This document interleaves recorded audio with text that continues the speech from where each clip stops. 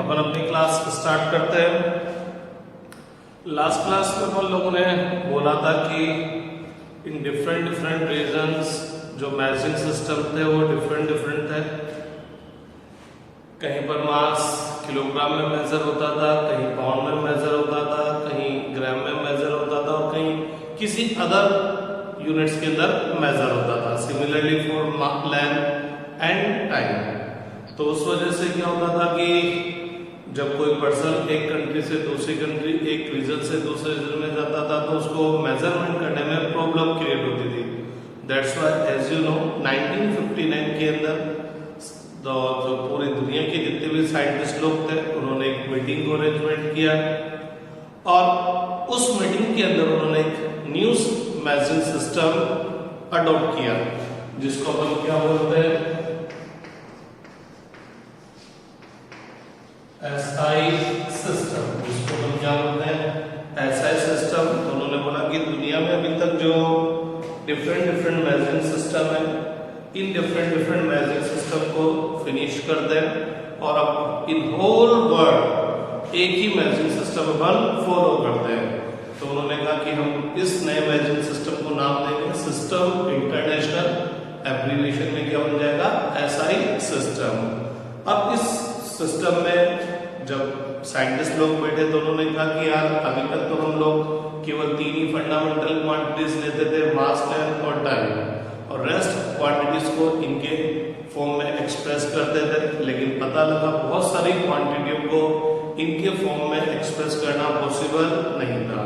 तो उन्होंने क्या करा कि उन्होंने कहा ऐसा करते हैं जो फंडामेंटल क्वांटिटीज है इनको तीन की जगह उन्होंने कितनी कर दी, 7 कर दी।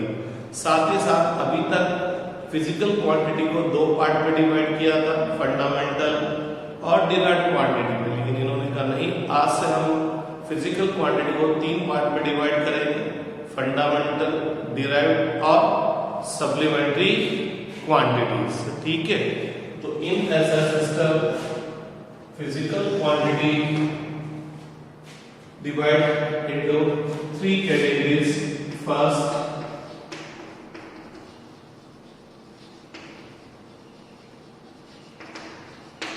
fundamental physical quantity, second derived physical quantity, and third one is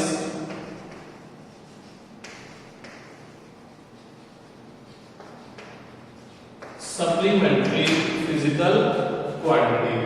So now we can say physical quantities are of 3 types. Physical quantities divided into 3 categories: fundamental, derived और supplementary. In fundamental quantities there are 7 physical quantities. Fundamental physical quantities में 3 को बढ़ाकर कितना कर दिया, 7। तो आप मेरे को फटाफट बताएंगे कि 7 फंडामेंटल क्वांटिटीज कौन कौन सी थी। तो 7 फंडामेंटल क्वांटिटीज कौन कौन सी थी भाई? 7 फंडामेंटल क्वांटिटीज कौन कौन सी थी? मास, सेकंड क्या थी length, third is time, fourth is electric current,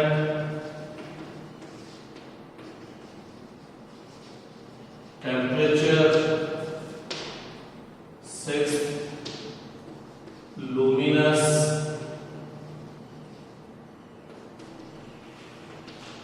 intensity, and last one is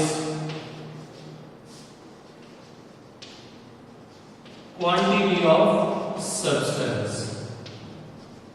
Quantity of substance. तो ये अपनी 7 फंडामेंटल क्वांटिटीज थी।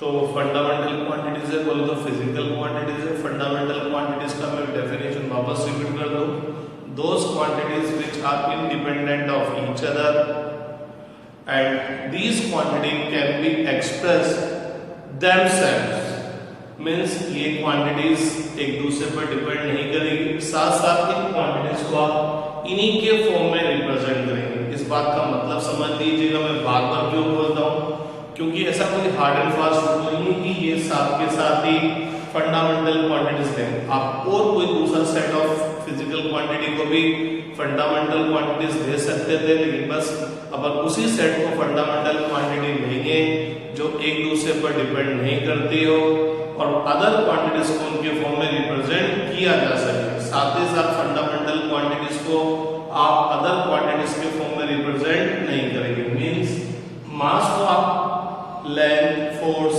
एरिया, वॉल्यूम, डेंसिटी के फॉर्म में रिप्रेजेंट नहीं करेंगे। मास क्योंकि फंडामेंटल क्वांटिटी, जो भी फंडामेंटल क्वांटिटी के सेट के अंदर आएगा उसको केवल आप उसी के फॉर्म में रिप्रेजेंट करेंगे। तो मास को केवल मास के फॉर्म में, लेंथ को केवल लेंथ के फॉर्म में, टाइम को केवल टाइम के फॉर्म में, करंट को केवल करंट के फॉर्म में रिप्रेजेंट करेंगे।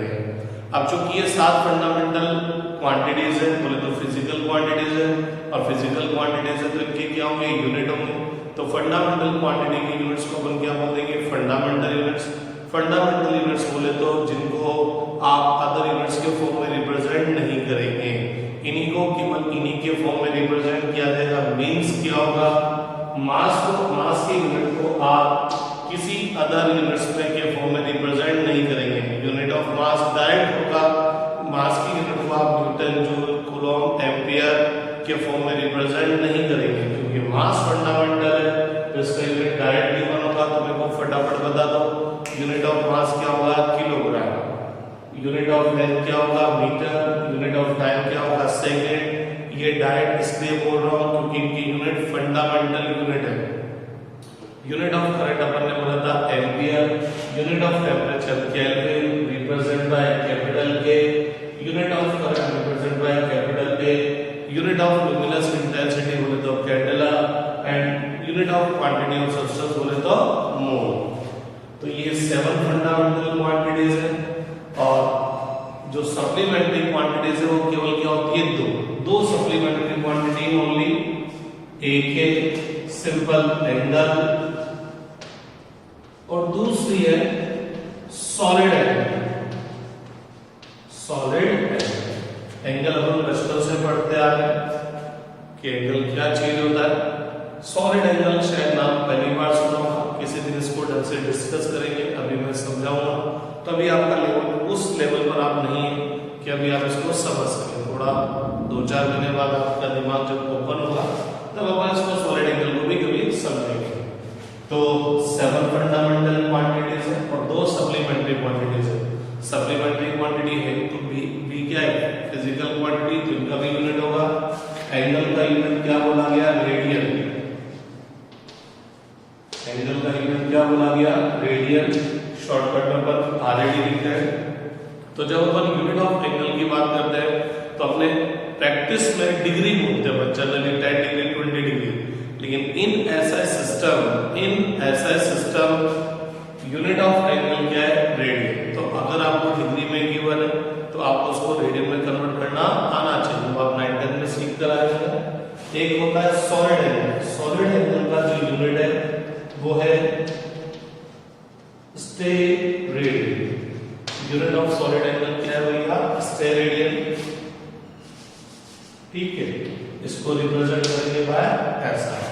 मेन साइंटिस्ट लोगों ने बोला there are 7 fundamental quantities and 2 supplementary quantities, rest are derived quantities. तो डिराइव्ड क्वांटिटीज क्या होती है, those quantities which can be represented in terms of fundamental and supplementary quantities.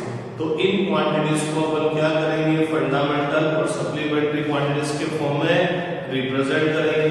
Derived quantity की units क्या होंगे, डिराइव्ड यूनिट्स। तो derived units क्या होंगे, एक सिंपल डेफिनेशन तो क्या हो जाएगा डिराइव्ड यूनिट्स का, units of derived physical quantities are known as derived units.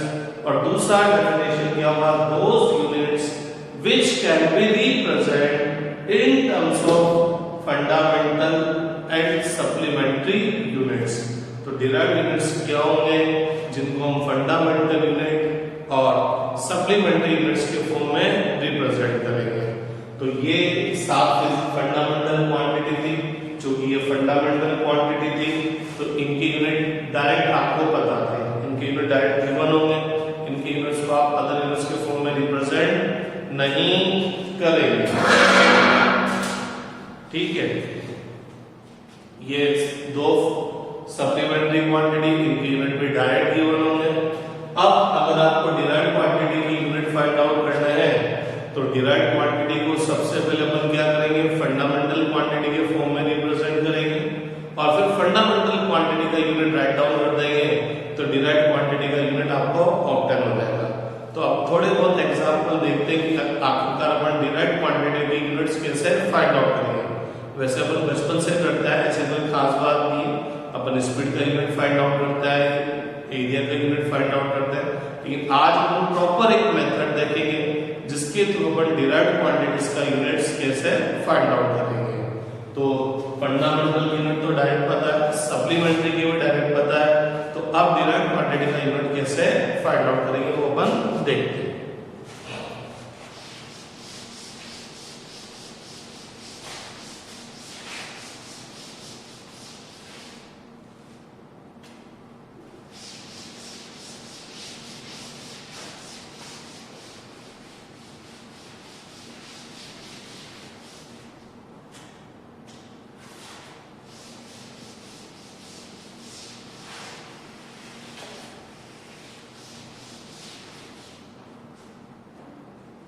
तो अब अपन बात करते हैं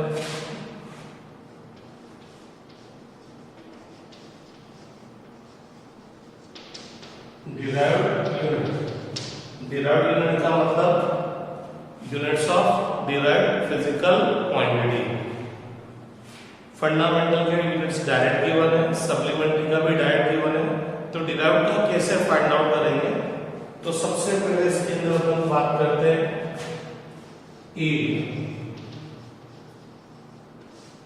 एरिया में तो फंडामेंटल में है और नहीं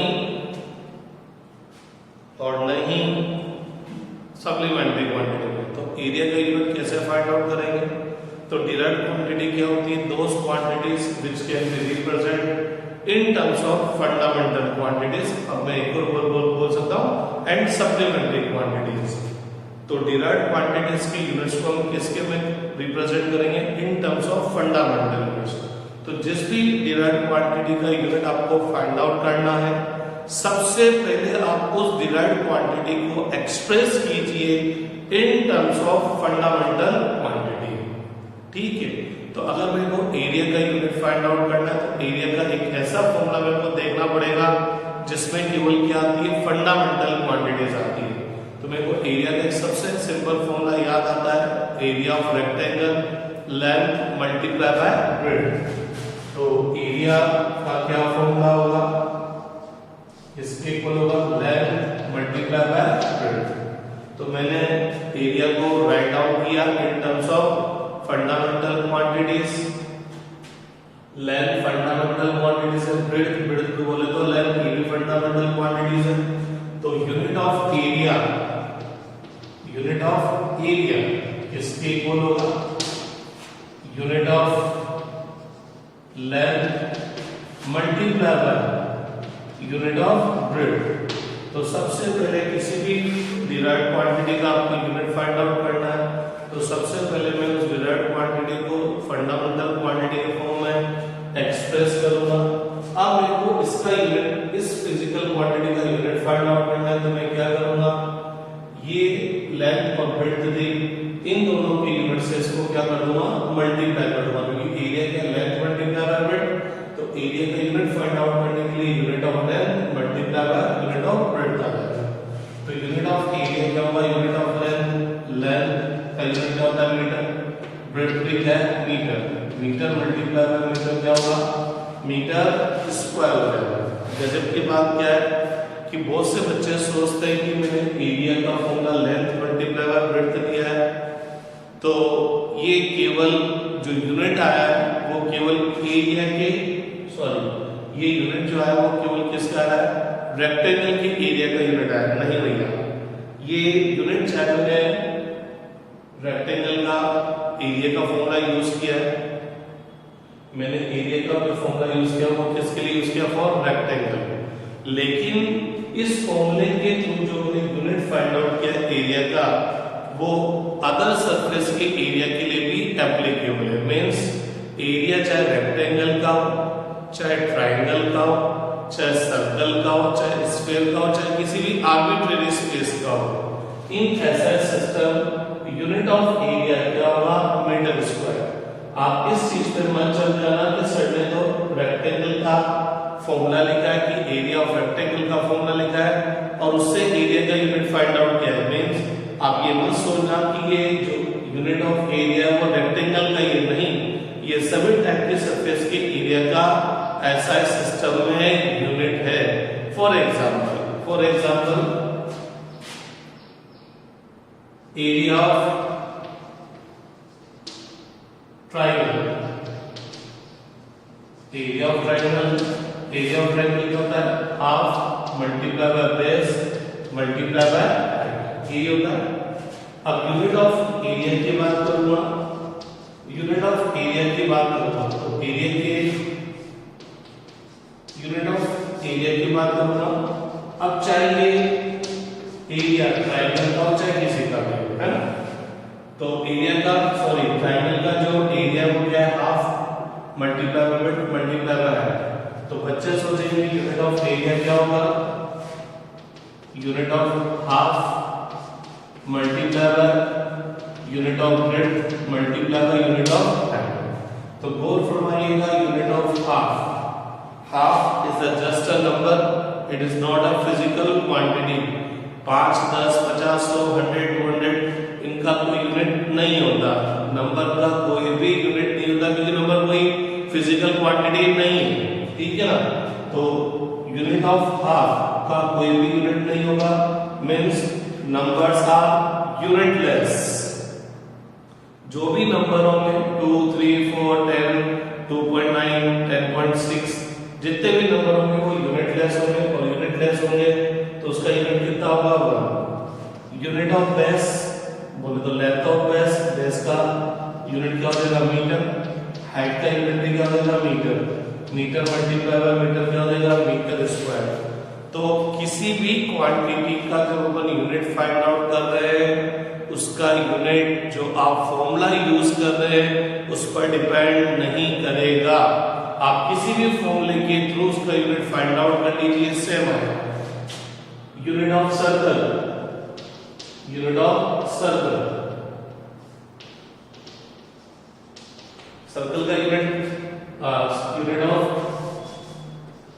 एरिया ऑफ सर्कल। तो सबसे पहले बात करेंगे एरिया ऑफ सर्कल। क्या होता है? सर्कल का एरिया कितना होता है? Pi r square. ये पाई क्या बोला है? 22/7 मल्टीप्लाई बाय आर स्क्वायर। तो जो सर्कल है उसका एरिया होता है पाई आर स्क्वायर। तो unit of area of circle क्या हो जाएगा? Unit of 22/7 multiply by unit of r square. Unit of 22/7, अरे 22/7 में क्या नंबर, इसका यूनिट कितना होगा? Unit of r square. मैं को बता सकता है हियर आर इज रेडियस बोले तो लेंथ, तो रेडियस का यूनिट कितना होता है? मीटर। आर स्क्वायर यहां का होगा मीटर का स्क्वायर, तो कितना हो जाएगा? Metre square. मैं ये कहना चाह रहा हूं कि आप फॉर्मूला कोई सा भी यूज कीजिए, एरिया का यूनिट फाइंड आउट करते हैं टाइम पर फॉर्मूला कोई सा भी यूज कीजिए, यूनिट एरिया का हमेशा क्या आएगा भाई? Metre square. तो unit of any physical quantity does not depend upon the formula you are using। जो आप फॉर्मूला यूज कर रहे हैं उस पर डिपेंड नहीं करना। नो डाउट फॉर्मूला सही होना चाहिए, गलत फॉर्मूला यूज करेंगे तो गलत आएगा। आप कोई सा भी करेक्ट फॉर्मूला यूज कर रहे हैं तो उसका यूनिट फॉर्मूले पर डिपेंड नहीं करेगा, ठीक है? तो किसी भी फिजिकल क्वांटिटी का अगर आपको यूनिट फाइंड आउट करना है तो सबसे पहले अपन उस फिजिकल क्वांटिटी को क्या कर लेंगे? फंडामेंटल क्वांटिटीज के फॉर्म में रिप्रेजेंट कर लेंगे। क्यों?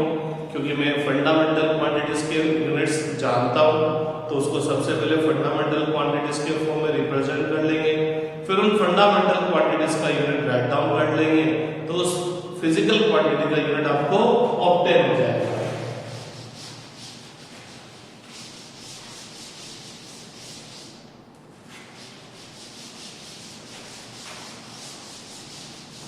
अब अपन डिस्कस करते हैं नेक्स्ट फिजिकल क्वांटिटी वॉल्यूम। तो अगर मेरे को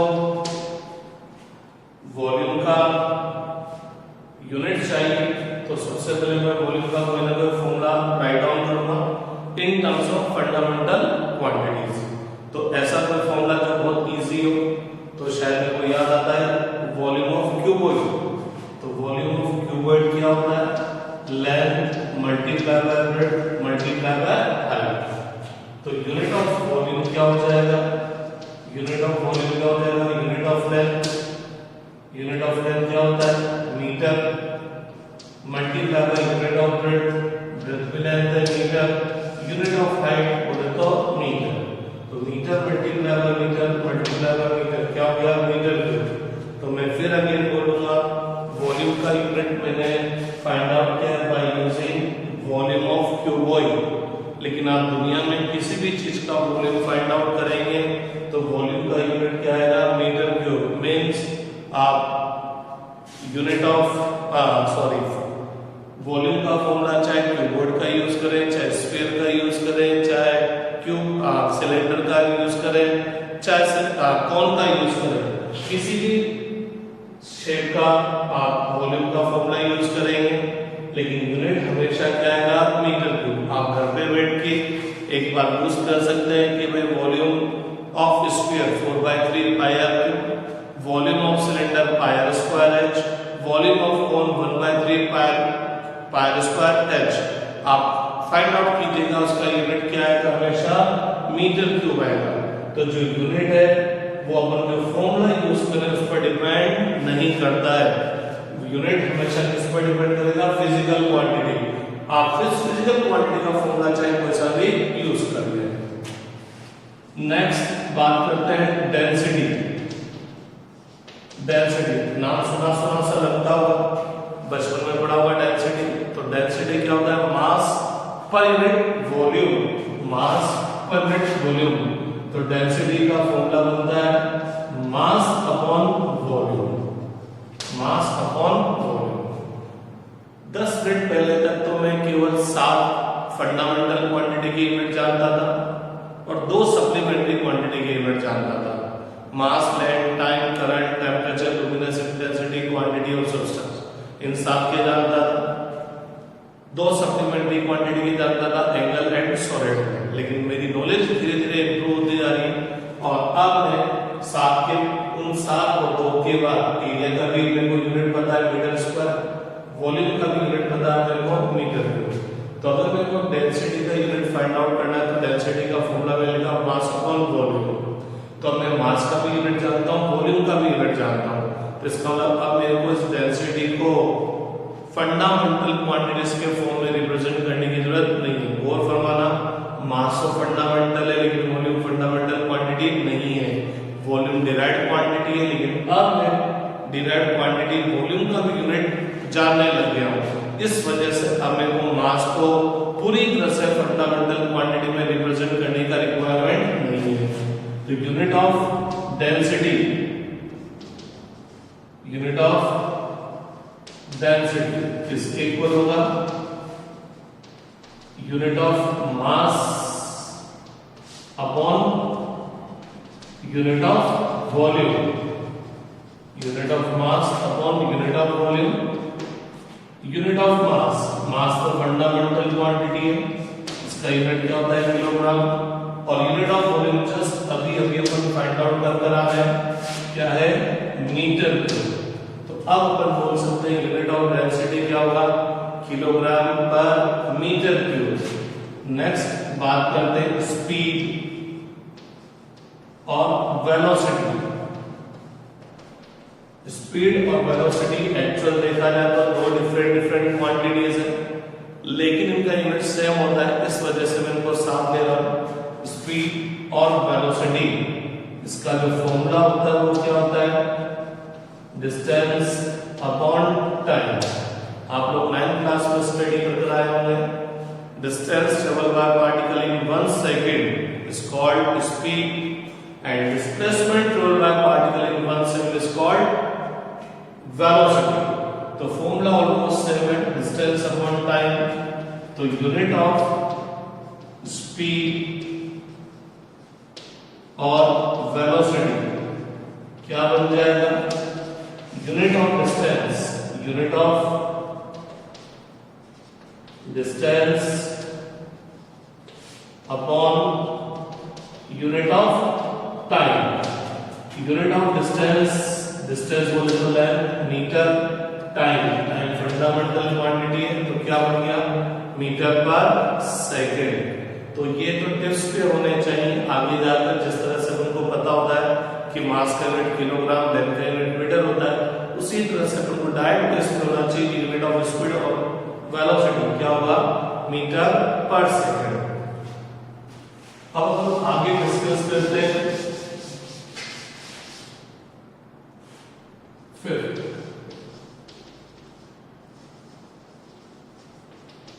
एक्सेलरेशन। तो फिर बचपन में एक्सेलरेशन पढ़ा था अपन ने, तो एक्सेलरेशन क्या होता है, rate of change of velocity with time. Rate of change of velocity मतलब change in velocity in 1 second, change in velocity in 1 second. तो ये हुआ change in velocity in 1 second. जब भी 1 के हिसाब से फाइंड आउट करना है तो क्या करना पड़ता है, divide. Cost of 10 pencil is 50 rupees, then what is the cost of 1 pencil, तो बोलते हैं 10 पेंसिल का कॉस्ट कितना है, 50 रुपीज, तो 1 पेंसिल का कॉस्ट 50 अपॉन 10, तो कितना हो गया, 5 रुपीज। तो ये एक बात दिमाग में बिठा लेना, जब भी 1 के हिसाब से फाइंड आउट करना होता है क्या करना होता है, डिवाइड करना होता है। तो एक्सेलरेशन क्या है, change in velocity in 1 second. तो चेंज इन वेलोसिटी को किससे डिवाइड करना पड़ेगा, टाइम से।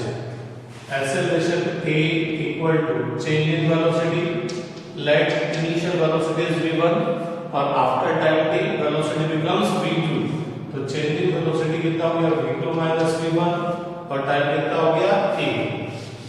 अब अगर अपन unit of acceleration find out करें तो यूनिट ऑफ एक्सेलरेशन क्या होगा, unit of v2 minus v1 upon unit of time.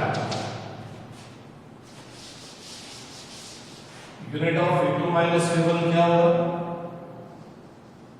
Unit of v2 minus unit of v1 upon unit of time. Unit of v2 क्या है, velocity, final velocity, velocity का unit क्या होता है, metre पर second. Unit of v1 भी velocity, initial velocity, इसका unit भी मीटर पर सेकंड अपॉन टाइम, टाइम का यूनिट क्या होगा, 6 सेकंड। मीटर पर सेकंड माइनस मीटर पर सेकंड कितना आ गया, 0 अपॉन सेकंड बोले तो 0। तो पता लगा एक्सेलरेशन का यूनिट कितना है, 0। तो गौर फरमाइएगा, किसी का भी यूनिट 0 नहीं हो सकता है, जिसका यूनिट भी नहीं होता उसका यूनिट होता है 1, बोले तो वो यूनिट लेस होती है। 0 तो किसी का भी यूनिट नहीं होता। तो फिर ये क्या गड़बड़ हो गई, फिर ये क्या गड़बड़ हो गई, तो मैंने जो ये मेथड यहाँ पर यूज किया है, इस मेथड में बहुत बड़ी मैं मिस्टेक कर रहा हूँ, बहुत बड़ा ब्लंडर कर रहा हूँ। कैसे, बच्चे के दिमाग में आती है, क्या आती है कि जब मैंने एरिया का यूनिट बोला था, एरिया क्या था, लेंथ मल्टीप्लाई बाय ब्रेड्थ। तो जब मैंने एरिया का यूनिट फाइंड आउट किया तो एरिया के फॉर्मूले में लेंथ और ब्रेड्थ मल्टीप्लाई में है, तो मैंने इनकी यूनिट्स को भी क्या कर दिया, मल्टीप्लाई कर दिया। वॉल्यूम का फॉर्मूला देखा तो वॉल्यूम के फॉर्मूले में लेंथ, ब्रेड्थ और हाइट मल्टीप्लाई हो रहा है। तो जब वॉल्यूम का यूनिट फाइंड आउट किया तो मैंने इन तीनों क्वांटिटीज की यूनिट भी मल्टीप्लाई कर दी। डेंसिटी का अकाउंट, डेंसिटी में क्या है, मास अपॉन वॉल्यूम। तो जब unit of density find out करता हूं तो यूनिट ऑफ मास को किससे डिवाइड करता हूं, यूनिट ऑफ वॉल्यूम। तो बच्चे के माइंड में एक बात आती है कि अगर क्वांटिटीज मल्टीप्लाई हो रही होती है तो यूनिट फाइंड आउट करने के लिए उनके यूनिट्स में मल्टीप्लाई हो जाते हैं। क्वांटिटीज अगर डिवाइड हो रही होती है तो इसका यूनिट फाइंड आउट करने के लिए इनके यूनिट भी डिवाइड हो जाते हैं। सिमिलरली स्पीड में क्या था, डिस्टेंस अपॉन टाइम, तो जब स्पीड का यूनिट फाइंड आउट किया था तो डिस्टेंस के यूनिट को किससे डिवाइड कर दिया, टाइम के यूनिट से। तो अपने दिमाग में एक बात आ जाती है कि यार जब क्वांटिटीज मल्टीप्लाई हो रही होती है तो यूनिट फाइंड आउट करने के लिए मल्टीप्लाई कर देते हैं, क्वांटिटीज अगर डिवाइड हो रही होती है तो यूनिट फाइंड आउट करने के लिए हम डिवाइड कर देते हैं। तो अपन सोचते हैं कि अगर क्वांटिटी सब्ट्रैक्ट हो रही है तो यूनिट फाइंड आउट करने के लिए इनके यूनिट्स भी क्या कर देंगे, सब्ट्रैक्ट कर देंगे। और जैसे हम ये काम करते हैं ये गलत हो जाता है। क्यों? क्योंकि थोड़ा सा गौर फरमाइएगा, हो सकता है आपके बाउंसर जाएगा भी थोड़ी देर बाद बोलूंगा, लेकिन उसको समझने की कोशिश कीजिएगा। दुनिया में कोई नहीं समझा था जो मैं अगले 5 मिनट में पढ़ाने वाला हूँ, कोई नहीं समझा था, डायरेक्ट आगे बढ़ जाता है। तो गौर फरमाइएगा। तो पहली बात क्या होगा, units can never be subtract और can never be add. Unit को अपन कभी भी सब्ट्रैक्ट और कभी भी एड नहीं कर सकते। अब एक चीज देखना, अगर मैं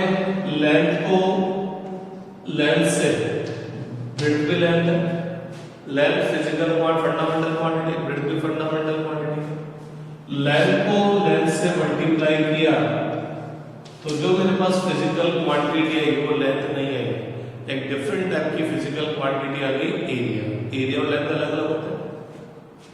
मैंने मास को वॉल्यूम से डिवाइड किया, तो ना मास आया ना वॉल्यूम आया, एक डिफरेंट टाइप की फिजिकल क्वांटिटी आ गई, डेंसिटी। मैंने डिस्टेंस को टाइम से डिवाइड किया तो ना डिस्टेंस आया ना टाइम, क्या गई, स्पीड या वेलोसिटी। इसका मतलब जब हम दो फिजिकल क्वांटिटीज को, टू और more than two physical quantities को मल्टीप्लाई या डिवाइड करते हैं तो ऑब्टेन जो क्वांटिटी होती है वो कोई डिफरेंट टाइप की फिजिकल क्वांटिटी होती है। ये क्वांटिटी न तो ये होगी नहीं होगी, ये क्वांटिटी न तो ये होगी कि नहीं होगी। तो जब हम दो फिजिकल क्वांटिटी, टू और more than two physical quantity के बीच में मल्टीप्लिकेशन और डिवीजन का ऑपरेशन करते हैं तो ऑब्टेन फिजिकल क्वांटिटीज, ऑपरेशन से जो ऑब्टेन फिजिकल क्वांटिटी होगी वो डिफरेंट टाइप की फिजिकल क्वांटिटी होगी।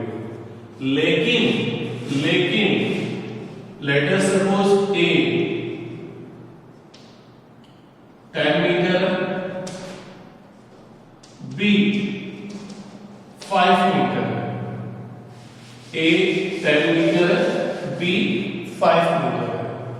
अब मैंने A और B दोनों को मल्टीप्लाई किया, A और B दोनों को मल्टीप्लाई किया क्या है, तो A क्या है 10 मीटर, B क्या है 5 मीटर, 10 मल्टीप्लाई हुआ कितना हुआ 15 मीटर, मल्टीप्लाई हुआ मीटर क्या हुआ, मीटर स्क्वायर। अब आप खुद देखो A का यूनिट क्या है, मीटर, B का यूनिट मीटर है, लेकिन C का यूनिट क्या है, मीटर स्क्वायर। C का यूनिट क्या है भाई, मीटर स्क्वायर। तो क्या C और A एक ही टाइप की फिजिकल क्वांटिटी है, नहीं है, क्योंकि ये लेंथ है और ये क्या है, एरिया। लेकिन इसका मतलब जब दो फिजिकल क्वांटिटी को मैं मल्टीप्लाई करूंगा या डिवाइड करूंगा तो ऑब्टेन क्वांटिटी क्या होगा, डिफरेंट होगा।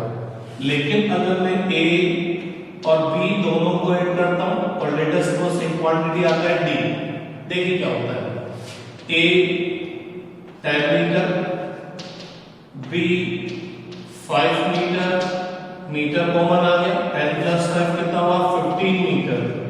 तो D मेरे पास 15 मीटर आया, तो D का यूनिट क्या है, मीटर, ये तो न्यूमेरिकल वैल्यू, D का यूनिट क्या है, मीटर। तो D मेरे को पता है कौन सी फिजिकल क्वांटिटी है, D लेंथ है, एरिया है, वॉल्यूम है, डेंसिटी क्या है। तो आप बोलेंगे D 15 मीटर है तो D क्या है, लेंथ है।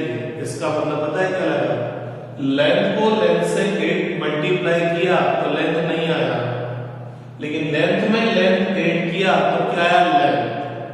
सिमिलरली अगर मैं सब्ट्रैक्ट करता तो क्या था 5 मीटर, तो क्या था, लेंथ आता।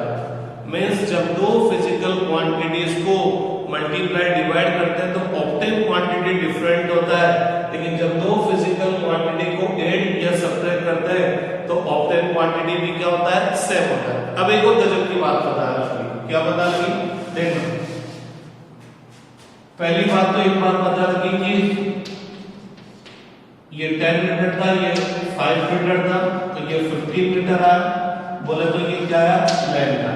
ठीक है, लेंथ को लेंथ से मल्टीप्लाई किया, एरिया आया, लेकिन लेंथ में लेंथ ऐड किया, सबट्रैक्ट किया तो क्या ही लेंथ आई। अब एक और चीज, A 10 metre, B 5 kilogram, B 5 kilogram. मैं बोलता हूं find the value of C, तो सी क्या होगा, 10 metre multiply by 5 kilogram, 10 multiply by 5 कितना होगा, 50 मीटर किलोग्राम। लेकिन मैं आपको बोलता हूं D equal to A plus B, find the value of D. तो डी क्या होगा, A plus B, D 10 metre plus 5 kilogram. तो फटाफट बताओ 10 मीटर प्लस 5 किलोग्राम कितने होंगे। तो आप बोलेंगे सर तो पगला है, 10 मीटर में 5 किलोग्राम कैसे ऐड करेंगे। तो इसका मतलब पता है क्या है, आप दो डिफरेंट फिजिकल क्वांटिटीज को, दो डिफरेंट फिजिकल क्वांटिटीज को, ए लेंथ है, बी मास है, दो डिफरेंट फिजिकल क्वांटिटी को आप मल्टीप्लाई और डिवाइड तो कर सकते हैं, लेकिन ऐड और सब्ट्रैक्ट नहीं कर सकते। तो दो बातें मैंने बोली है। क्या बोली है, समझ में आया तो बहुत अच्छी बात है, नहीं आए तो थोड़ी देर बाद समझ में आएगी, क्योंकि बहुत गजब की बात मैं बोल रहा हूँ, बहुत आगे की बात बोल रहा हूँ। क्या बोल रहा हूँ मैं, कि जब हम दो क्वांटिटीज को मल्टीप्लाई करते हैं, डिवाइड करते हैं, तो ऑब्टेन क्वांटिटी डिफरेंट होती है। लेकिन जब दो क्वांटिटीज को ऐड करते हैं, अब ऐड करने में कंडीशन आ गई। क्या कंडीशन आ गई, कि हम उन्हीं क्वांटिटीज को ऐड कर सकते हैं या सब्ट्रैक्ट कर सकते हैं जो सेम टाइप की होगी। मींस मैं लेंथ में लेंथ ऐड कर सकता हूं, लेंथ सब्ट्रैक्ट कर सकता हूं, लेंथ में मास ऐड नहीं कर सकता। हाँ, लेंथ और मास को मैं मल्टीप्लाई डिवाइड कर सकता हूं, लेकिन ऐड और सब्ट्रैक्ट नहीं कर सकता। तो एडिशन और सब्ट्रैक्शन में कंडीशन है, मल्टीप्लिकेशन में कोई कंडीशन नहीं, डिवीजन में कोई कंडीशन नहीं है। आप डिफरेंट टाइप की फिजिकल क्वांटिटीज को मल्टीप्लाई डिवाइड कर सकते हैं। देखना, स्पीड, डिस्टेंस अपॉन टाइम, ये डिफरेंट क्वांटिटी कर दिया डिवाइड, और ऑब्टेन क्वांटिटी और डिफरेंट आ गया। डेंसिटी, मास अपॉन वॉल्यूम, मास different quantity, volume different quantity, density different quantity. तो एडिशन और मल्टीप्लिकेशन और सब्ट्रैक्शन में हम डिफरेंट क्वांटिटीज को मल्टीप्लाई डिवाइड कर सकते हैं, और ऑब्टेन क्वांटिटी भी डिफरेंट होता है। लेकिन जब हम एडिशन सब्ट्रैक्शन पे जाते हैं, तो कभी भी 10 किलोग्राम में 10 मीटर ऐड नहीं कर सकते। 10 किलोग्राम को 10 मीटर से मल्टीप्लाई कर सकता हूं, डिवाइड कर सकता हूं, लेकिन इन दोनों को ऐड नहीं कर सकता। 10 किलोग्राम में मैं 10 किलोग्राम या 20 किलोग्राम या 50 किलोग्राम ही ऐड कर सकता हूं। मींस मास में मैं मास की ऐड कर सकता हूं और मास ही सब्ट्रैक्ट कर सकता हूं। तो अब इसका क्या मतलब निकलेगा, देखना, A plus B equal to C। A 10 kilogram, B 5 kilogram, तो C equal to 10 kilogram plus 5 kilogram equal to 15 kilogram. तो पता लगा मास में मास ही ऐड किया, और C भी क्या आया, मास ही आया। तो गजब की बात है, अगर मैं मास को मास से मल्टीप्लाई करता हूं, मास नहीं आएगा। लेंथ को लेंथ से मल्टीप्लाई करता हूं, डिवाइड करता हूं, लेंथ नहीं आएगा। लेकिन जब मैं मास में मास ऐड करता हूं, और मैं मास में मास ही ऐड कर सकता हूं, मास में लेंथ, एरिया, वॉल्यूम ऐड नहीं कर सकता। तो जब मैं मास में मास ऐड करता हूं, तो ऑब्टेन क्वांटिटी भी क्या होगा, मास, या सब्ट्रैक्ट करता हूं तो ऑब्टेन क्वांटिटी भी क्या होगा, सब्ट्रैक्ट होगा। तो क्या होगा, जब मैंने बोला unit of A equal to unit of V2 minus V1, unit of V2 minus V1, तो V2 वेलोसिटी है, V1 वेलोसिटी है। वेलोसिटी को वेलोसिटी से मल्टीप्लाई करूंगा, वेलोसिटी नहीं आएगा। वेलोसिटी को वेलोसिटी से डिवाइड करूंगा, वेलोसिटी नहीं आएगा। लेकिन जब मैं वेलोसिटी में से वेलोसिटी सब्ट्रैक्ट करूंगा, तो ये ऑब्टेन क्वांटिटी में क्या होगी, वेलोसिटी होगी। Means v2 minus v1 velocity में से वेलोसिटी सब्ट्रैक्ट करूंगा तो ऑब्टेन क्वांटिटी भी क्या होगी, वेलोसिटी होगी। जबकि मल्टीप्लाई और डिवाइड करने पर कुछ अदर टाइप की क्वांटिटी आ जाती है तो ये पूरी चीज क्या बनेगी, वेलोसिटी। मींस यूनिट ऑफ ए क्या बनेगा, unit of v2 minus v1 basically क्या होगी, वेलोसिटी, और ये हो गया यूनिट ऑफ टाइम। तो यूनिट ऑफ वेलोसिटी मीटर पर second, unit of time second, ये क्या हो जाएगा, मीटर पर सेकंड स्क्वायर। तो अब थोड़ा सा मैं अदर चीज पे आ जाता हूं। तो मैंने आपको बोला only same type of quantities can be add और सब्ट्रैक्ट, एंड आफ्टर एडिशन और subtraction of same quantities obtain quantity will remain same. Means क्या होगा, if c equal to a plus b है या a माइनस b है, तो आज के दिमाग में, आज के बाद आपके दिमाग में आएगी, अगर उसने बोला a मास है तो दिमाग में क्या आएगा, b भी मास है। वैल्यू अलग अलग हो सकती है। अरे आपका मास, मेरा मास, सबका मास अलग अलग होता है। मेरा मास 80 kg, आपका 50-40 kg होगा, है तो सबका मास, तो वैल्यू अलग अलग हो सकती है। लेकिन एक बात है कि a मास है तो मैं मास में लेंथ, वॉल्यूम, एरिया ऐड नहीं कर सकता, नहीं सब्ट्रैक्ट कर सकता हूं। केवल क्या ऐड कर सकता हूं, मास ऐड कर सकता हूं। ये मास है, ये मास है, तो c भी क्या होगा, मास।